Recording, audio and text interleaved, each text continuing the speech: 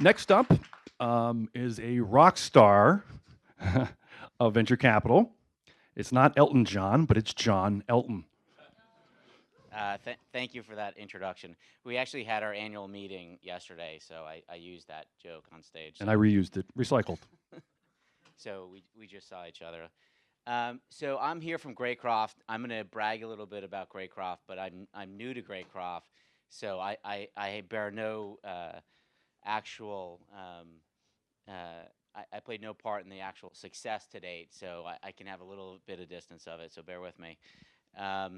So Greycroft has a little bit of a unique model in the venture scene, which is our whole model is predicated on there are very few IPO outcomes. There was just an article about unicorns and how few IPOs there are. So the average outcome in venture is 130 million, and I think there's a large survivorship bias there, so it's probably more like 50.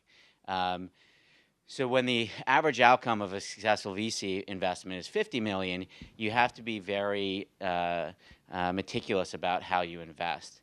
And just to give you a little bit of context, our first fund is the top performing fund of its vintage. Our second fund is doing very well. We're on a third fund. It's a $175 million fund. We do a deal every, say, 3 weeks, so we're very active. But what we focus on is really early stage investing, where we're a key partner. We syndicate everything. So, just looking around at the VCs in the room, we've basically done multiple deals with everyone. So, Andreas is a big partner of ours. Seth's a big partner of ours. Intel, we've done a lot with. So we syndicate everything. We don't need a board seat. We don't have real strict, done stuff with John back there, Rob back there.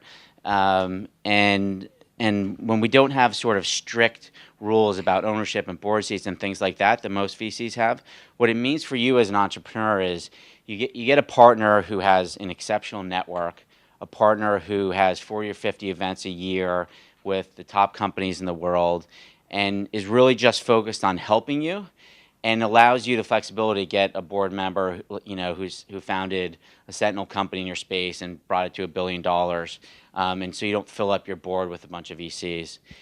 And then when we're active, we're just helping on introductions and all the things that'll help you grow your business. So that's really how we focus and differentiate ourselves.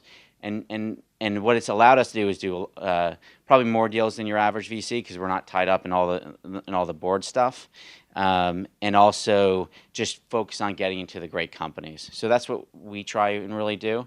And again, we've been really lucky to have a lot of success doing that.